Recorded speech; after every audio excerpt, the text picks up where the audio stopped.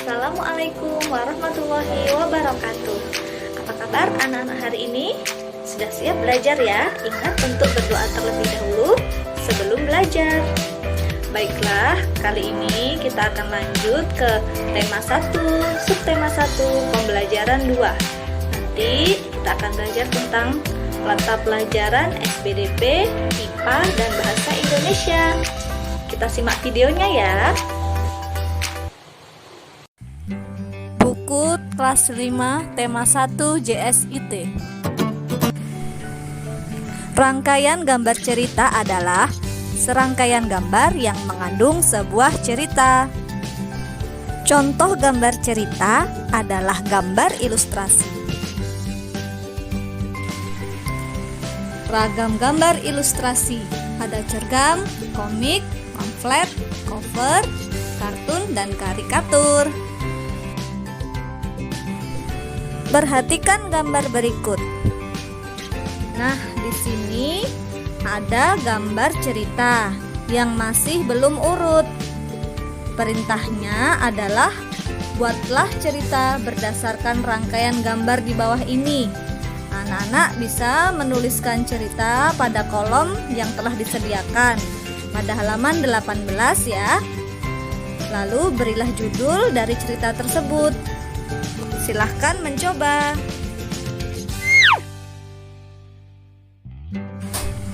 Hewan avertebrata adalah hewan yang tidak bertulang belakang.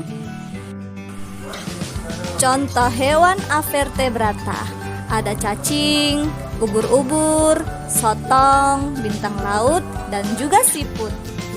Sedangkan hewan vertebrata adalah hewan yang memiliki tulang belakang. Contoh hewan vertebrata: ular, lumba-lumba, ikan, kambing, dan burung.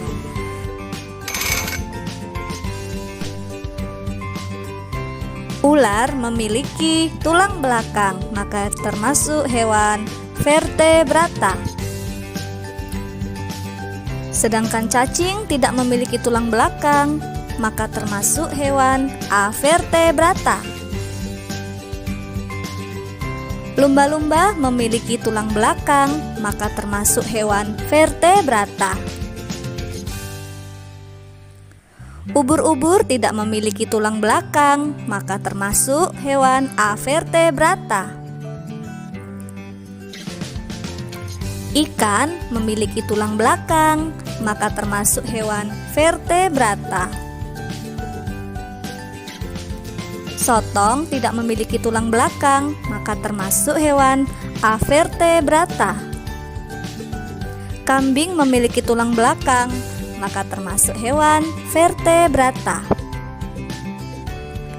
Bintang laut tidak memiliki tulang belakang, maka termasuk avertebrata.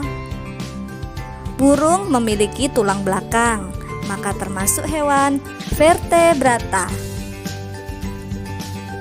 Siput tidak memiliki tulang belakang, maka termasuk hewan avertebrata.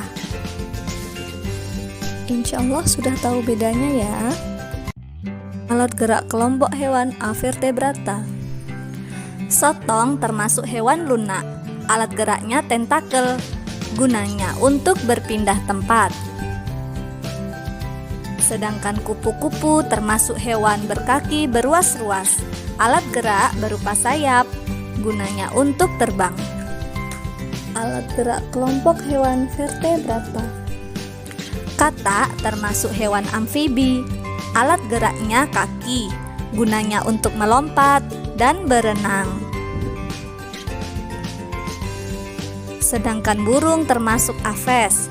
Alat geraknya sayap dan kaki, gunanya untuk terbang dan berjalan ataupun berlari. Bacalah pada halaman 20 dan 21.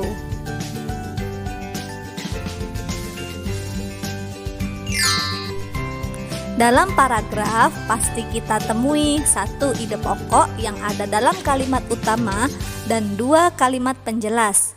Fungsi kalimat penjelas sebagai penjelasan dari kalimat utama.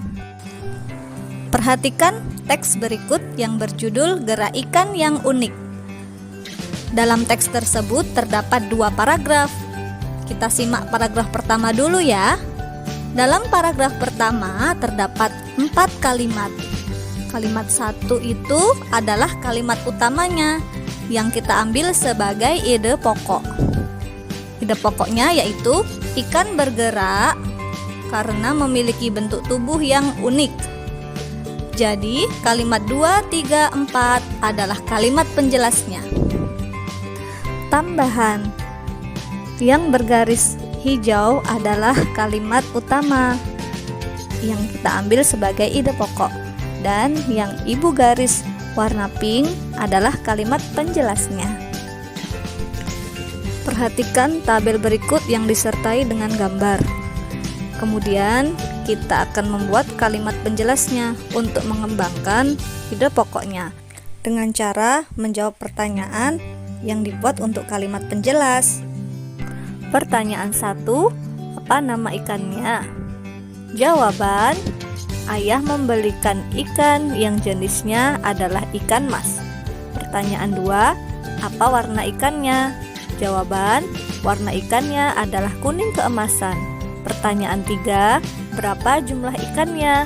Jawaban, ayah membelikan ikan sebanyak 2 ekor.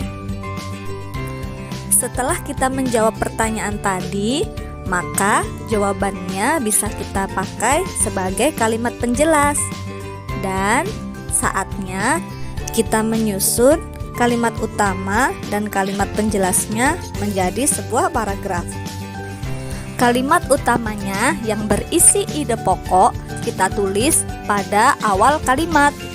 Lanjut, jawaban kalimat penjelas tadi kita tulis pada kalimat kedua, 3, dan 4 sebagai kalimat penjelas.